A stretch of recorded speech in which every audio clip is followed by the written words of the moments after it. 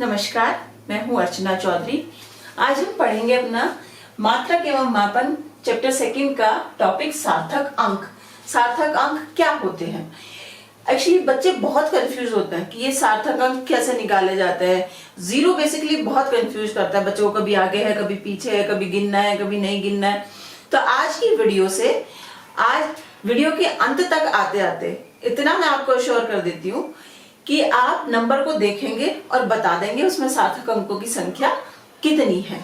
तो अब एक्चुअली जब भी हम किसी मापक यंत्र को यूज करते हैं और उससे कोई माप लेते हैं तो उसमें हमेशा यथार्थता की एक सीमा होती है और उसका जो आखिरी अंक होता है वो हमेशा संदिग्ध अंक होता है। और यही यथार्थता से नापे गए अंक और हमारे संदिग्ध अंक टोटल मिला के जितने होते हैं उतने हमारे सार्थक अंक होते हैं। चलो अब एग्जांपल से समझते हैं। सपोज हमारे पास एक घन है, इंग्लिश में क्या कहते हैं सर? क्यूब। हमें इसकी एक भुजा की लंबाई लेनी है।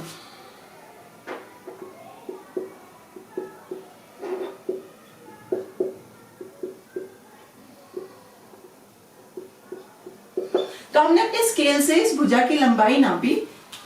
हमारी लंबाई आई 2.5 सेंटीमीटर।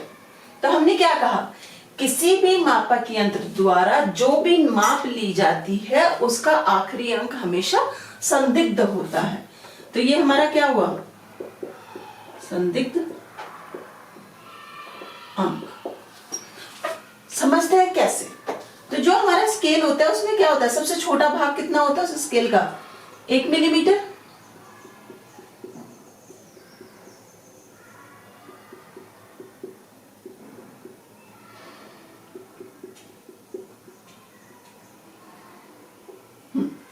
तो 1, 2, 3 ये है हमारा सेंटीमीटर में।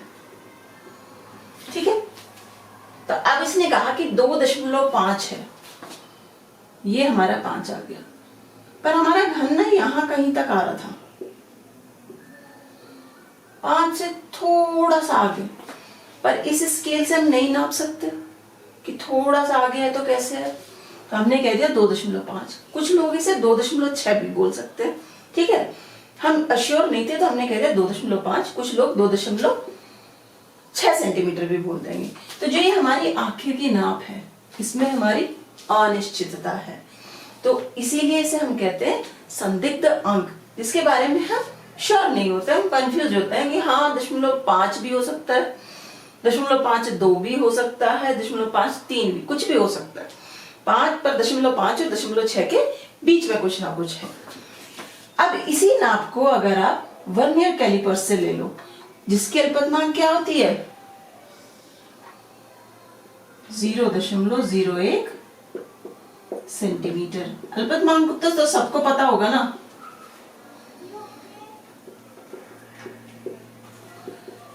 सबसे छोटी नाप जो किसी यंत्र के द्वारा ली जा सकती है वो उसकी अल्पतमांक होती है, लीस्ट काउंट कहते हैं इंग्लिश में। तो यहाँ पे 1 सेंटीमीटर 10 भागों में बटा था। वर्नियर कैलिपर्स में क्या हमारा 1 मिलीमीटर 10 भागों में बटा है। यहां अल्पतमांक क्या होती है? 0.1 सेंटीमीटर।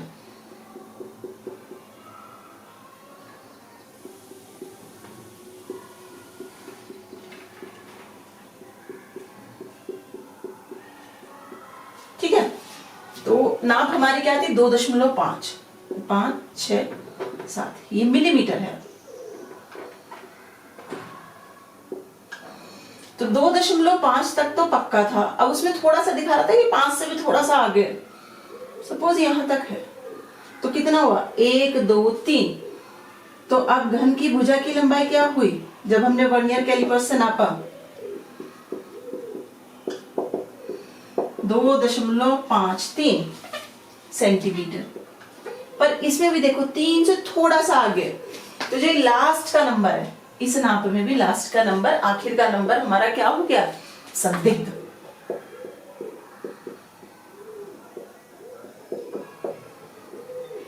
और ये जो 2 और 5 हैं ये हमारे यथार्थता पूर्वक ज्ञात अंक हैं। तो सार्थक अंक क्या होते हैं? सार्थक अंक यथार्थता पूर्वक ज्ञात किए गए अंकों तथा संदिग्ध अंक को मिलाकर बनते हैं।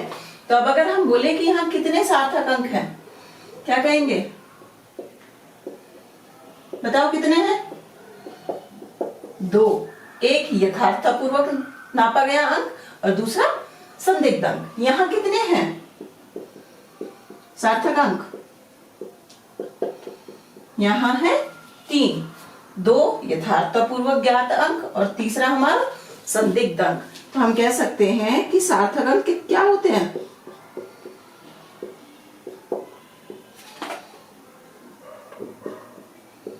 यथार्थता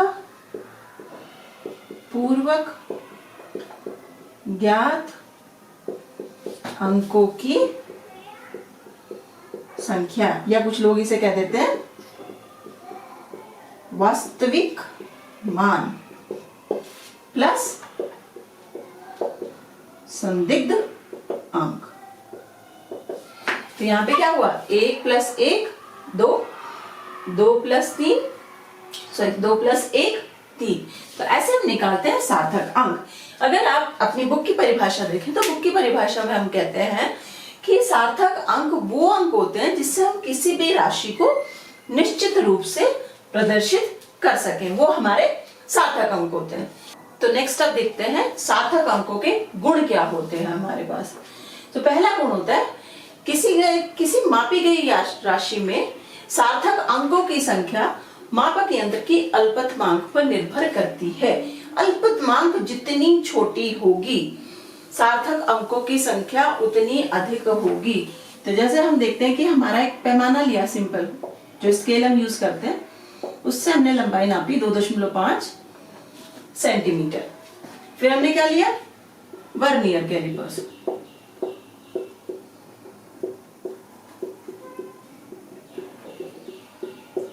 उससे हमारी नाप आई 2.52 सेंटीमीटर। फिर हमने लिया स्क्रू गेज। ये सब आप अपने एक्सपेरिमेंट्स में यूज करोगे। नाप हमारी आई 2.250 सेंटीमीटर।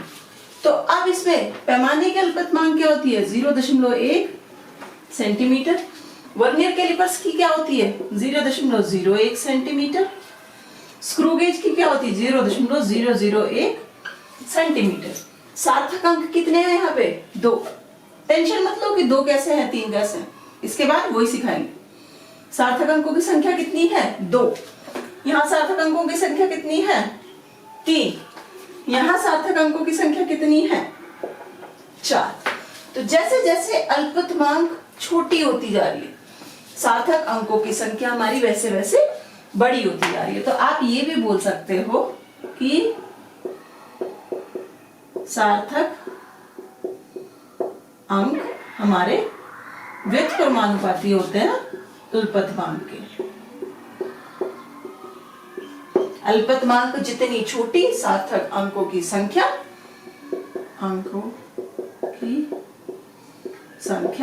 उतनी ही ज्यादा होगी। नेक्स्ट है दशमलव बिंदु की स्थिति का सार्थक अंकों पर कोई प्रभाव नहीं पड़ता। सपोज आपने एक नाप ली, एक छड़ की लंबाई ली,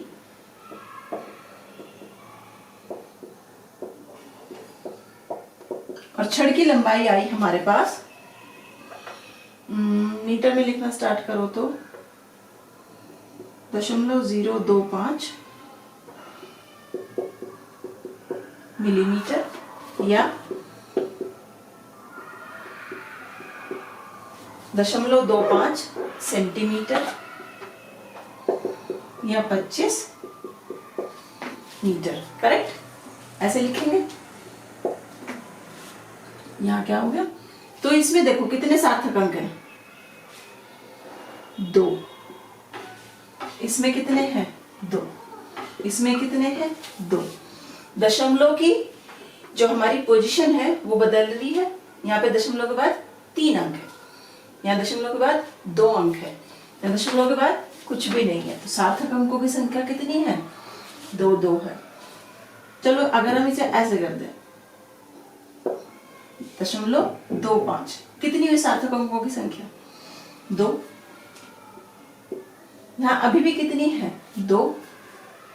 तो ये कितना हो जाएगा 2.5। तो दशमलव की जो स्थिति होती है उससे हमारे सार्थक अंकों की संख्या पर कोई प्रभाव नहीं पड़ता। 0.0025 में भी 2 ही सार्थक अंक है, 0.025 में भी 2 ही सार्थक अंक है, 2.5 में भी 2 ही सार्थक अंक है, या आप ले लो 0.025 में भी 2 ही सार्थक अंक होंगे, 0.25 में भी 2 ही सार्थक अंक होंगे। ठीक है, नेक्स्ट आता है किसी माप में सार्थक अंकों की संख्या जितनी अधिक होगी वह माप उतनी ही यथार्थ होगी।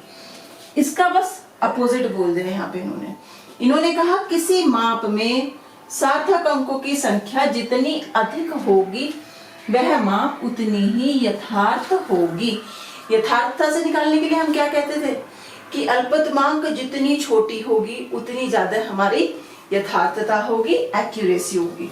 इसे देख लेते हैं, चलो यहाँ पे स्केल हमारा जो हम पैमाना यूज करते हैं,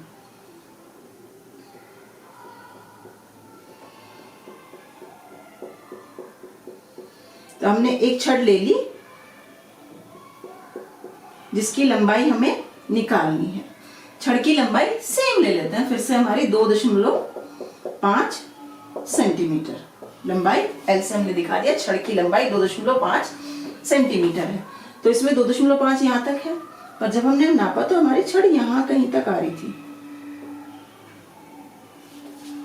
तो इसमें 5 से ध्यान से देखोगे तो ये नंबर है 1 2 3 4 5 6, 5 से थोड़ी सी ज्यादा है, पर जो हमारा नॉर्मल स्केल होता है उसकी अल्पतमांक होती है 0.1 सेंटीमीटर अल्पतमांक। तो उसमें हम 0.1 तक नाप सकते हैं, उससे आगे नहीं नाप सकते। 0.5 या 0.6 तो बता सकते हैं हम अपने स्केल से, पर 0.52 है या 0.54 है वो हम नहीं बता सकते। सेम छड़ को जब इन्होंने वर्नियर कैलिपर्स से नापा, तो वर्नियर कैलिपर्स की हमारी अल्पतमांक क्या होती है, अब तक तो सबको याद हो गई होगी, इतनी बार बोल चुकी हूँ, 0.01 सेंटीमीटर।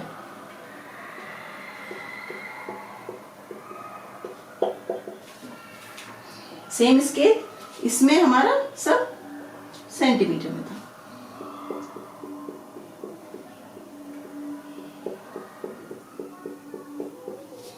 तो ये 5 है, ये 6 है, ये क्या हुआ हमारा मिलीमीटर। तो हमने क्या कहा 2.5 से थोड़ी सी आगे आ रही थी। अब यहाँ पे हमने उस चीज को नापा तो हमें पता चल गया कि भाई वो कितनी है, एग्जैक्ट कहां तक आ रही है, यहां तक। तो लंबाई कितनी हो गई छड़ की, L बराबर 2.52 सेंटीमीटर। पर जब आपने इस स्केल से नापा तो इसमें भी आपने क्या देखा कि एग्जैक्ट 2 पे नहीं आके फिर से थोड़ी सी ज्यादा आ रही है। तो अगेन हम 0.52 तक तो एग्जैक्ट बता सकते हैं, पर ये 0.521 है, 523 है या 524 है वो हमें नहीं पता। तो हमने एक और अपना मापक यंत्र लिया जिसकी अल्पतमांक और भी कम है, वो है स्क्रू गेज। तो स्क्रू गेज में कैसे होगा,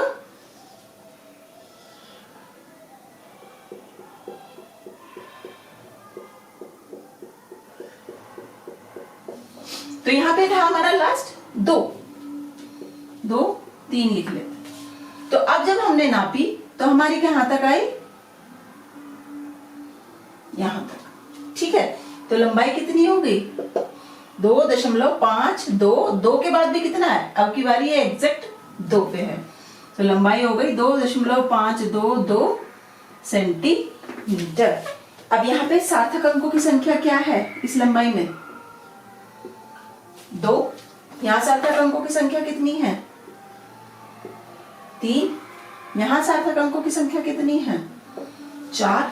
तो जैसे जैसे सार्थक अंकों की संख्या बढ़ती जा रही है हम और अपने एक्यूरेसी की तरफ बढ़ रहे हैं, यथार्थता की तरफ बढ़ रहे हैं कि हम उस छड़ की जो लंबाई है वो एग्जैक्ट से एग्जैक्ट बता पा रहे हैं।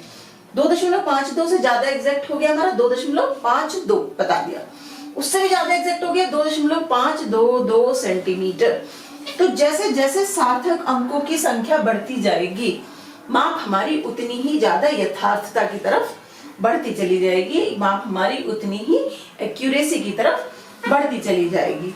आखिरी गुण हमारा होता है कि सार्थक अंकों की संख्या जितनी अधिक होगी त्रुटि उतनी ही कम होगी। तो नेक्स्ट गुण हमारा है किसी माप में सार्थक अंक जितने अधिक होंगे उसकी प्रतिशत त्रुटि उतनी ही कम होगी। तो देखते हैं कैसे, जो हमने लास्ट एग्जांपल लिया था सेम उसे ही ले लेते हैं कि हमारा जो सिंपल पैमाना है उससे हमने जो लंबाई नापी थी वो कितनी आई थी 2.5, उसकी अल्पत्वांक कितनी होती है 0.1 सेंटीमीटर। तो प्रतिशत त्रुटि कितनी हो जाएगी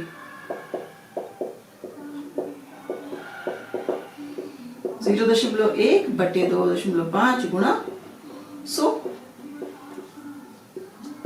तो त्रुटि आ गई हमारी 4 जब हमने नापी पैमाने से। दोबारा हमने नापी वर्नियर से,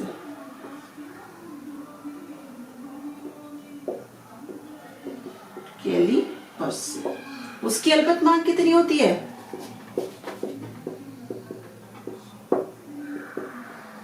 0.01 सेंटीमीटर। लंबाई जो हमने नापी वो आई हमारी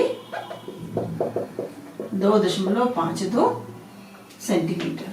तो इस बारी में प्रतिशत त्रुटि कितनी आएगी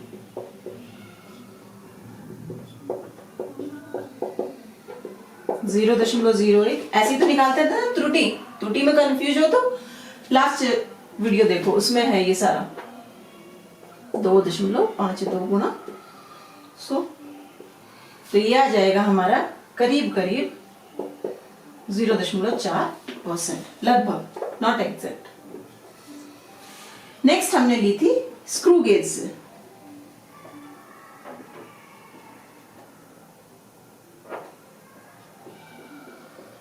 स्क्रू गेज की अल्पत्वांक कितनी होती है 0.01 सेंटीमीटर। लंबाई हमने नापी, हमारी आई 2.522 सेंटीमीटर। तो प्रतिशत त्रुटि कितनी होगी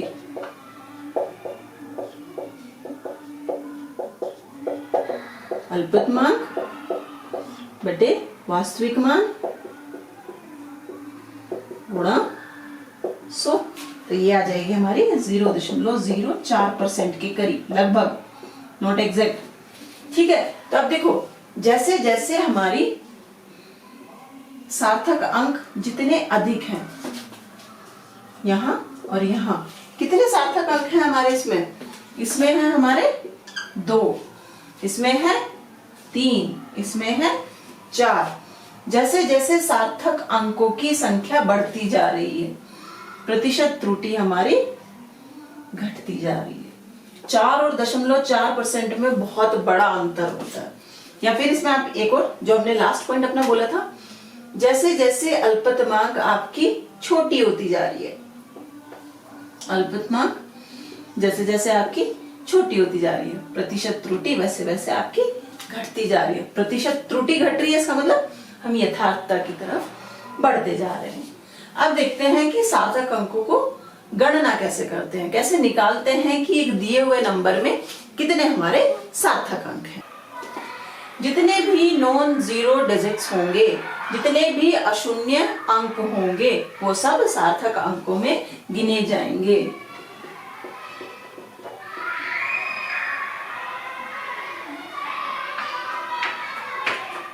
सभी अशून्य अंक क्या बोलते हैं, नॉन जीरो डिजिट्स, सभी अशून्यांक सार्थक अंक होंगे। तो एग्जाम्पल अगर हम ले ले 4, 5, 4, 2, 3, 5, कितने हुए इसमें सार्थक अंक 4। अगर हम कहते हैं 4.235 सार्थक अंक इसमें भी कितने हुए 4। अगर मैं कह दूं 42 सार्थक अंक हुए 2। अगर मैं कह दूं 0.42 तो सार्थक अंक फिर भी कितने हुए 2।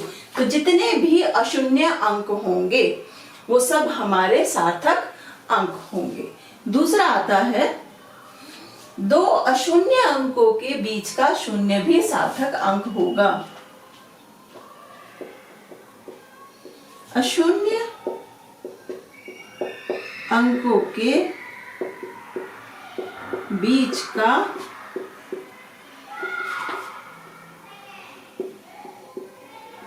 शून्य भी सार्थक अंक होगा। तो जैसे अगर हम लिखें 402, तो अभी तक पहले में क्या कहा था, सभी अशून्य अंक वो सार्थक है, तो 1 2। दूसरे रूल से 2 अशून्य अंकों के बीच का शून्य भी सार्थक अंक होगा। तो यहाँ पे सार्थक अंक कितने हुए, 3। पर 402 की जगह अगर मैं 420 लिख दूं तो यहाँ पे केवल सार्थक अंक होंगे 2, क्योंकि ये 0 अशून्य अंकों के बीच में नहीं आ रहा, एंड में आ रहा है। अगर 0 एंड में या पहले आए ऐसे तो वो सार्थक अंक नहीं होगा। अगर हम कहें 3 0 0 0 0 6, सार्थक अंक कितने हुए, 1 1 2, और अशून्य अंकों के बीच के 0 भी सारे सार्थक होंगे। तो 1 2 3 4 5 6 सार्थक अंक हो गए 6। तीसरा रूल, इसमें बच्चे कंफ्यूज होते हैं सबसे ज्यादा। तो इसे हम कहते हैं अगर हमारे अंक की शुरुआत 0 से हो रही है,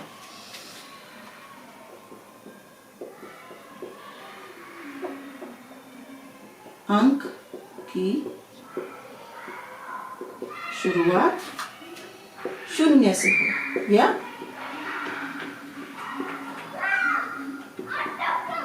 0 से हो, और इसमें 0 से जो शुरुआत हो रही है उसमें क्या होता है, दशमलव वाले 0 से शुरुआत हो रही है, ऐसे नहीं, ऐसे शुरुआत हो रही है 0 0 2 5।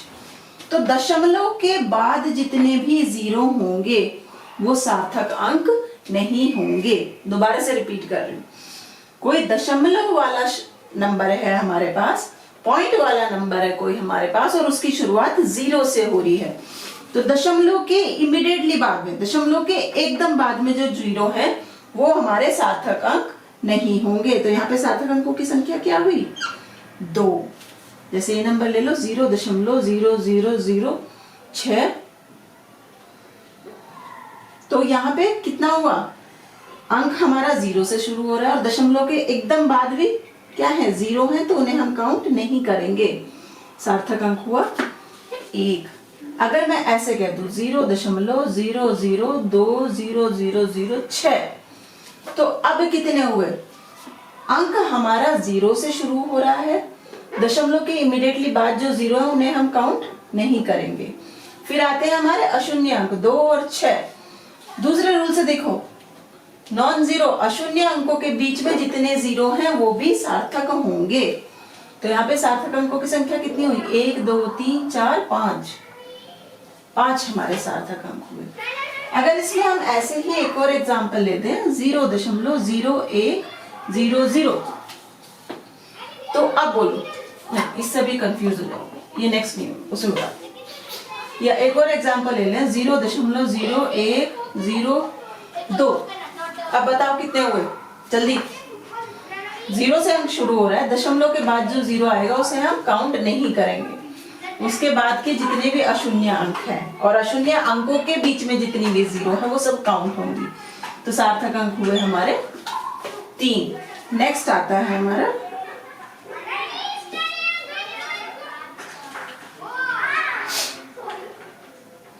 अगर हमारी एंड में 0 आ रही है, अगर हमारे अंक के एंड में 0 आ रही है,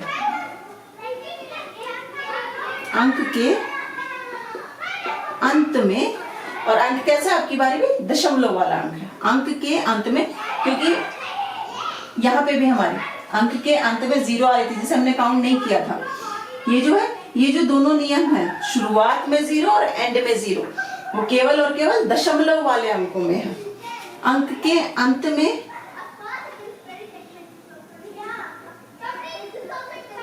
शून्य हो तथा अंक शून्य हो, तो उसमें हम क्या कहेंगे, तब वो शून्य हमारा क्या होगा, सार्थक अंक।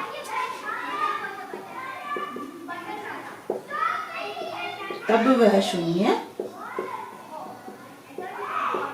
सार्थक अंकों में गिना जाएगा।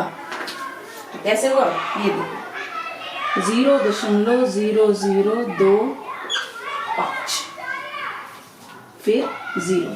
तो हमने क्या कहा कि अंक के यहाँ पे क्या हुआ, ये 0 हुआ हमारा, 0 से शुरू हो रहा है, तो दशमलव के इमीडिएटली बाद के 0 हमारे सार्थक अंक नहीं होंगे।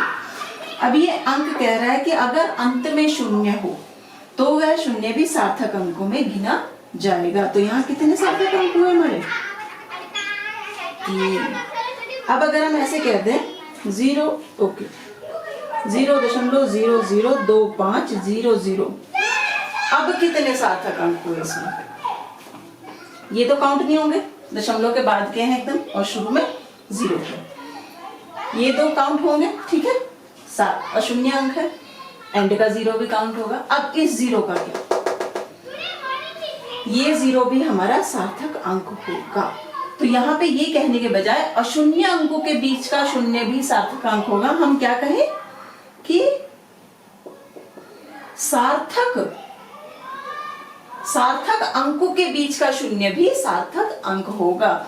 25 भी सार्थक अंक है हमारे, और यहाँ का एंड वाला 0 भी हमारा सार्थक अंक है। तो यहाँ पे सार्थक अंकों की संख्या कितनी हो गई, 4। तो कंफ्यूज होने की जरूरत बिल्कुल भी नहीं है, ठीक है। एक और ले लो, जैसे 7.0, इसमें कितने होंगे, ये तो हमारा सार्थक अंक हो गया, एंड का 0 भी काउंट होगा।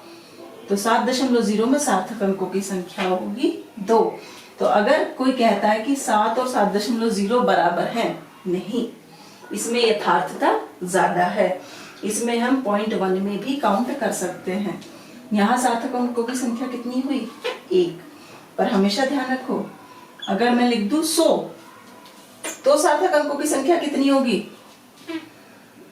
1। तब ये 0 काउंट नहीं होंगे, एंड का 0 तभी काउंट होगा अगर वो दशमलव के बाद में है, ठीक है। ओके, सो नेक्स्ट हमारा है कि अगर हमारा जो अंक है वो अशून्य अंक से शुरू होता है,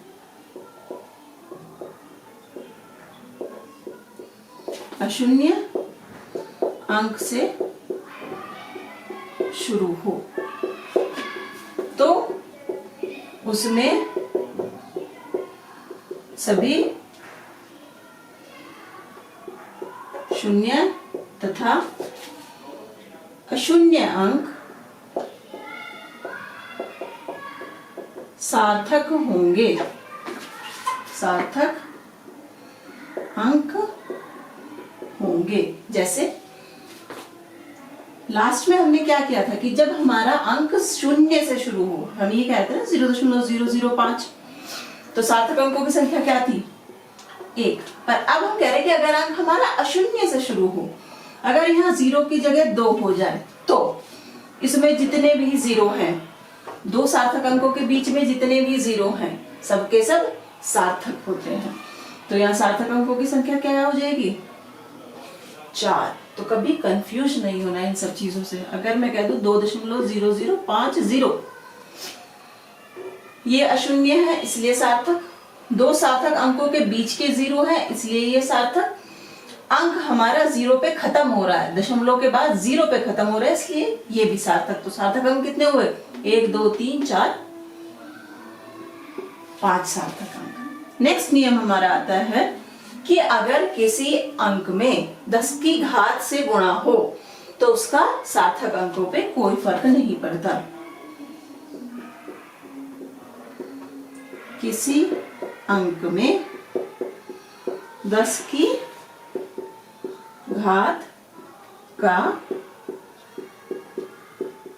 गुणन हो तो उसका सार्थक अंकों की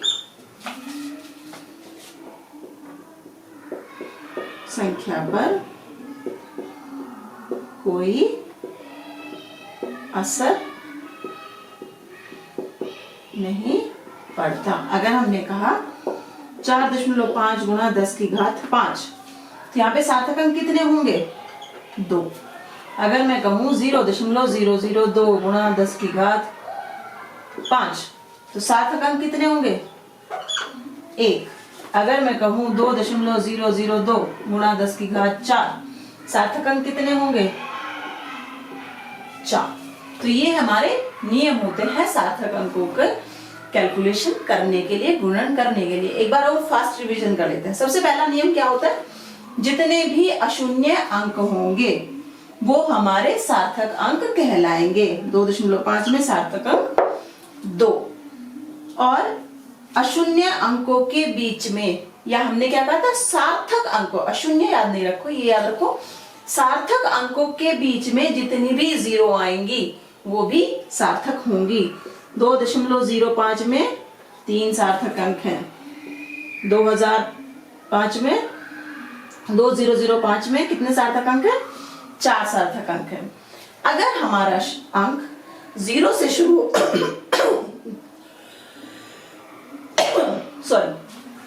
अगर हमारा अंक 0 से शुरू हो रहा है और दशमलव के बाद भी 0 है, तो वो 0 काउंट नहीं होंगी। ये 0 से शुरू हो रहा है, दशमलव के बाद की 0 काउंट नहीं होंगी। अगर यही अशून्य से 0 होता तो हम इन 0 को भी काउंट कर लेते, क्योंकि फिर वो सार्थक नंबरों के बीच की 0 आ गई। तो यहाँ पे सार्थक अंक कितने हैं? 1। अगर अंक 0 पे खत्म हो, ये यहाँ, अब अगर हम यहाँ ये कर दे, अगर ये नंबर ये हो जाए, अशून्य पे खत्म हो, तो उस शून्य को हम सार्थक अंक मानेंगे। 0 से शुरू हुआ, दशमलव के बाद की 0 काउंट नहीं करेंगे। ये हमारा शून्य है इसलिए सार्थक, 0 पे खत्म हो रहा है इसलिए ये 0 भी सार्थक। तो अंक हो गए 2। अगर 10 की घात हो तो वो सार्थक अंकों की संख्या पर कोई फर्क नहीं डालती। तो चलो अब कुछ एग्जाम्पल ले लेते हैं। इसमें सार्थक अंकों की संख्या कितनी है क्या देखेंगे? 0 से शुरू हो रहा है तो 0 के एकदम बाद के सार्थक अंक काउंट नहीं करेंगे। खत्म 0 पे हो रहा है तो ये 0 हमारी काउंट होगी। ये अशून्य अंक है इसलिए काउंट होंगे, और ये 0 2 सार्थक अंकों के बीच में आ रही है इसलिए काउंट होगी। तो सार्थक अंकों की संख्या कितनी हो गई यहाँ पे? 4। 10 की घात का कोई फर्क नहीं पड़ेगा, अशून्य अंक है सारे, तो सार्थक अंकों की संख्या हो गई 3। ये देखो 34,0,0,0,1 अशून्य अंक, सार्थक अंक, सार्थक अंकों के बीच की सारी 0 भी सार्थक। तो टोटल हो गई हमारी 6। यहाँ देखो 0 से शुरू हो रहा है, जब 0 से शुरू हो कि दशमलव के बाद की एकदम 0 काउंट नहीं होगी। यहाँ पे अंकों की संख्या 1 2 3 4, सार्थक अंक 4। यहाँ 4.35 सारे अशून्य हैं तो सार्थक अंक 3। यहाँ देखो 0 से शुरू हो रहा है, जब 0 से शुरू हो तो दशमलव के बाद की 0 को काउंट नहीं करेंगे, तो ये 0 काउंट नहीं होंगी। तो सार्थक अंकों की संख्या 1। 3.40 में सार्थक अंकों की संख्या 3.40 में सार्थक अंकों की संख्या 3। कैसे? ये अशून्य और दशमलव के बाद एंड में 0 है, वो भी हमारा सार्थक अंक होगा। इसमें देखो सार्थक अंकों की संख्या 2। एंड के 0 तब काउंट होते हैं जब वो दशमलव के बाद हो, अगर दशमलव से पहले हैं तो उनका कोई मायना नहीं होता। 24.00 इसमें कितने हुए? 2 अशून्य अंक, दशमलव के बाद एंड में 0 है तो वो सार्थक है, और 2 सार्थक अंकों के बीच की 0 भी सार्थक होगी। तो इसमें कितने हुए? 4। यहाँ भी एंड में 0 है तो संख्या हो गई 2। 14.0 10 की घात 8 का कोई फर्क नहीं पड़ेगा, दशमलव के बाद एंड में 0 है, ये एंड 0 है यहाँ पे, तो सार्थक अंकों की संख्या हो गई हमारी 3। यहाँ देखो 0 से शुरू हो रहा है, दशमलव के बाद की 0 को हम काउंट नहीं करेंगे, पर एंड में 0 है तो ये भी काउंट होगी और ये भी, और 2 सार्थक अंकों के बीच की 0 भी काउंट होगी। तो यहाँ पे सार्थक अंक कितने हुए? 4। अब यहाँ देखो 0 से शुरू हो रहा है, दशमलव के बाद की 0 काउंट नहीं होगी, ये 0 एंड की है इसलिए काउंट होगी। ये 0 दो सार्थक अंकों के बीच की 0 है, इसलिए काउंट होगी। तो टोटल कितने हुए? तो ऐसे निकालते हैं हमारे सार्थक अंकों की संख्या। अब तो नेक्स्ट हेडिंग है हमारा पूर्णांकन। तो अब हम कहते हैं कि हमें कोई नंबर दिया है और उसे उन्होंने बोला कि 2 सार्थक अंकों तक पूर्णांकित करो या 3 सार्थक अंकों तक पूर्णांकित करो, तो कैसे करते हैं? तो हम सबसे पहले एग्जांपल ले रहे हैं अपने कि किसी भी नंबर को हमें जो भी दिया है 2 सार्थक अंकों तक पूर्णांकित करना है।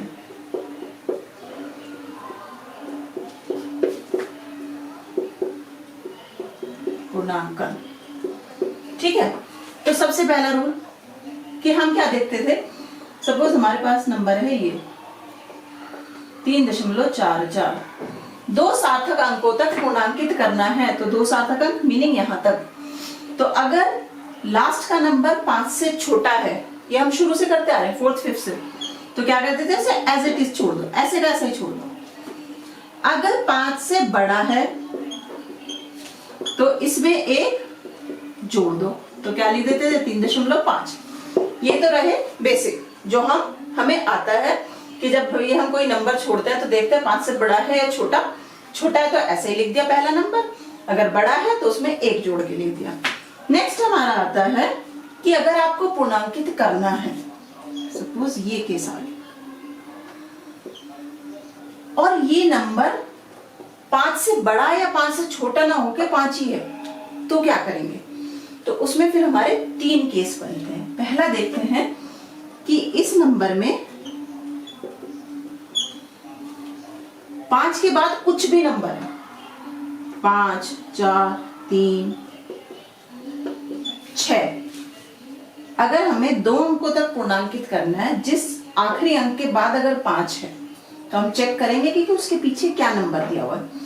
1 से लेके 9 तक कुछ भी नंबर हो तो हम उसे क्या करेंगे, 1 जोड़ के लिख देंगे। इसमें हम 1 जोड़ के लिख देंगे।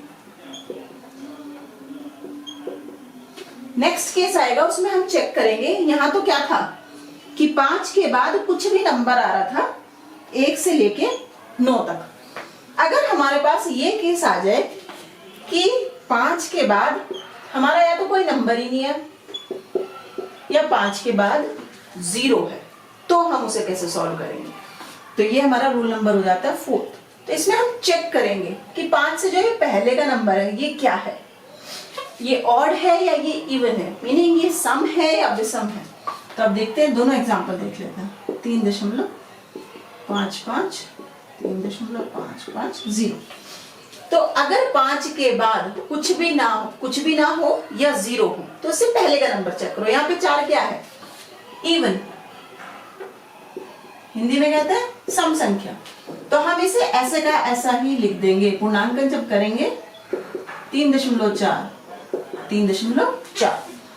अगर 5 के बाद कुछ भी नहीं है या 0 है और उससे पहले का नंबर कोई विषम है, जरूरी नहीं 5 ही हो, विषम संख्या हो, कुछ भी ऑड नंबर, या हम क्या कहते हैं विषम संख्या हो, तो हम क्या करेंगे, इसमें +1 कर देंगे।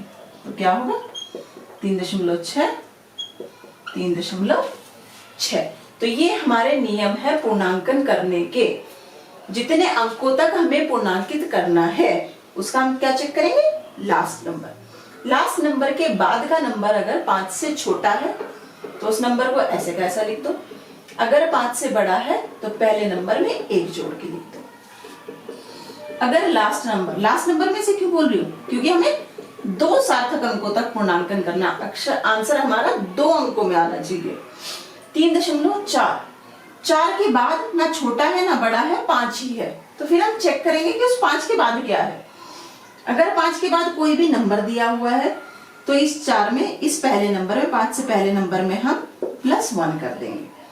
अगर कोई नंबर नहीं दिया हुआ है या 0 दी हुई है तो हम चेक करेंगे कि इस 5 के पहले का जो नंबर है वो सम है या विषम है। सम है तो ऐसे का ऐसा लिख दो, विषम है तो उसमें 1 जोड़ के लिख दो। तो ये होता है हमारा पूर्णांकन। नेक्स्ट हेडिंग देखते हैं। तो ये था हमारा पूर्णांकन। अब कुछ एग्जाम्पल ले लेते हैं। ये हमारे पास कुछ एग्जाम्पल है और हमें इन्हें 3 सार्थक अंकों तक पूर्णांकित करना है।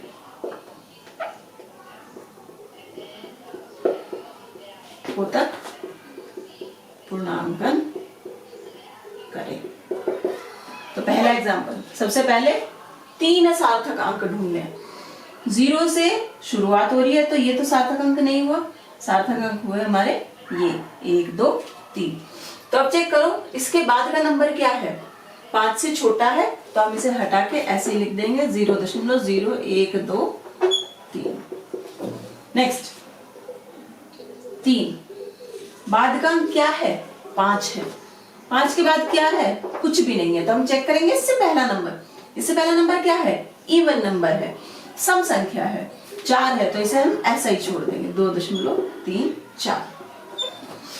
इसमें करो 6.028, 2 अशून्य अंकों के बीच का शून्य भी सार्थक अंक होगा, तो यहां तक हमारा हुआ सार्थक अंक। यहाँ इसके बाद का अंक 5 से बड़ा है तो इसमें हम 1 जोड़ देंगे, ये हो जाएगा 6.03। इसमें देखो यहां तक है, बाद का अंक 5 है, 5 के पीछे कोई नंबर है, तो हमने क्या कहा था जब 5 के बाद भी कोई भी नंबर हो तो इसमें 1 जोड़ दो, 2.35। अब इसमें आप ये इंटरेस्टिंग है, 3 अंकों तक यहाँ पे है, ठीक है, 5 है, 5 के बाद 0 है, 5 के बाद की 0 है तो हम ये चेक करेंगे ये क्या है, ये इवन है तो इसे ऐसे का ऐसा लिख देंगे, तो क्या होगा 2 3 4 0 0 0 ऐसे होगा पूर्णांकन। अगर दशमलव के बाद आता है तो हम कुछ नहीं लिखते, हम छोड़ देते हैं, पर अगर पूरा संख्या है तो पूर्णांकन कैसे होगा 0 0 0। अब यहाँ पे देखो 3 है, 3 के बाद का नंबर क्या है 2, जो कि हमारा 5 से छोटा है, तो इसे ऐसे कैसे ही छोड़ दो 2 3 5 0 0। तो ऐसे हम करते हैं अपने अंकों का पूर्णांकन। अब देखते हैं कि जब हमारे सार्थक अंक होते हैं उन्हें हमें जोड़ना है घटाना। तो नेक्स्ट हेडिंग है हमारी, जब 2 अंकों का हम गुणन या विभाजन करते हैं तो हम उसे कैसे पूर्णांकित करते हैं, कैसे हम उसमें रखते हैं कि कितने अंकों को रखना है। तो इसमें बस सबसे ज्यादा ध्यान देने वाली बात है कि जिस नंबर में, जिस संख्या में सबसे कम सार्थक अंक होंगे उतने ही सार्थक अंक हम अपने उत्तर में रखेंगे। जिस संख्या में सार्थक अंक सबसे कम होंगे उतने ही सार्थक अंक हम अपने उत्तर में रखेंगे। चलो तो एक एग्जाम्पल ले लेते हैं कि हमारे पास ये एक आयत है, इसकी संख्या हमने ले ली 4.3 और 3.12। तो क्षेत्रफल कैसे निकालेंगे 4.3 गुणा 3.12। जब गुणा करोगे तो आंसर आएगा 13.416। अगर ये सेंटीमीटर में है तो यहाँ हो जाएगा सेंटीमीटर स्क्वायर। तो हमने क्या बोला है, गुणन में जिस संख्या में सार्थक अंक सबसे कम होंगे, इसमें कितने हैं 2, इसमें कितने हैं 3, जिस संख्या में सार्थक अंक सबसे कम होंगे उतने ही सार्थक अंक हम अपने उत्तर में रखेंगे। यहाँ कितने हैं 2 हैं, तब हमें कितने सार्थक अंक रखने हैं 2 सार्थक अंक केवल। तो अब हम इसका पूर्णांकन करेंगे तो हमें तो यहाँ तक चाहिए, तो इसके बाद का अंक क्या है 4, जो हमारा 5 से छोटा है, तो हम इसे as it is 13 centimetre square लिख देंगे, ये हमारा आंसर हो जाएगा। इसे 13.0 नहीं लिख देना, नहीं तो क्या हो जाएगा, कितने सार्थक अंक हो जाएंगे 3। तो ये बहुत ध्यान रखने वाली बात है। तो ये हुआ हमारा 2 सार्थक अंकों तक का पूर्णांकन। एक और एग्जांपल ले लेते हैं कि हमारे पास एक वृत्त है और उसका व्यास हमें दिया हुआ है 2.40 सेंटीमीटर। वृत्त की परिधि निकालनी है। परिधि को इंग्लिश में कहते हैं सर्कमफ्रेंस, 2 पाई r। या 2 पाई d बाय 2 पाई d। पाई हुआ 3.14, डी हुआ हमारा 2.40। गुणा करने पे आंसर आया हमारा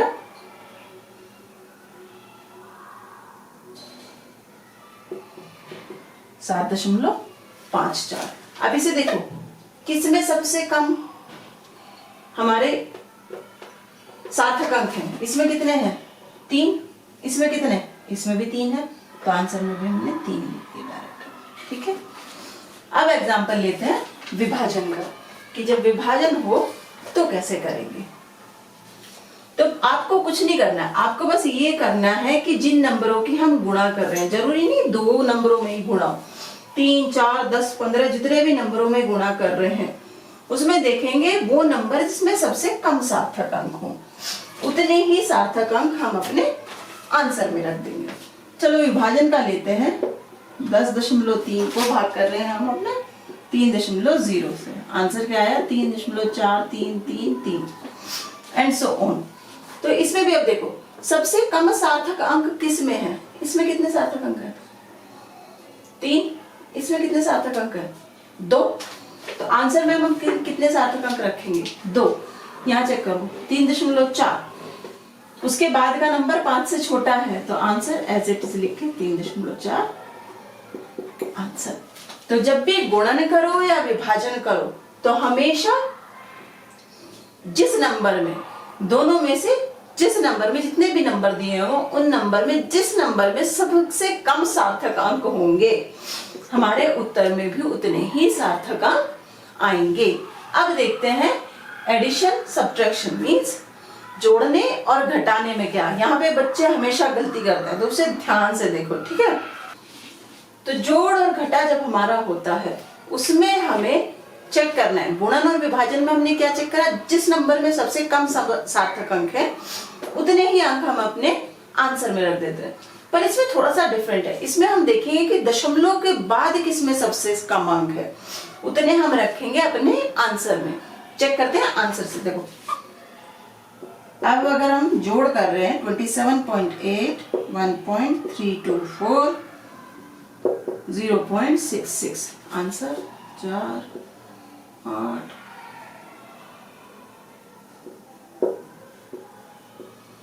आंसर 29.784।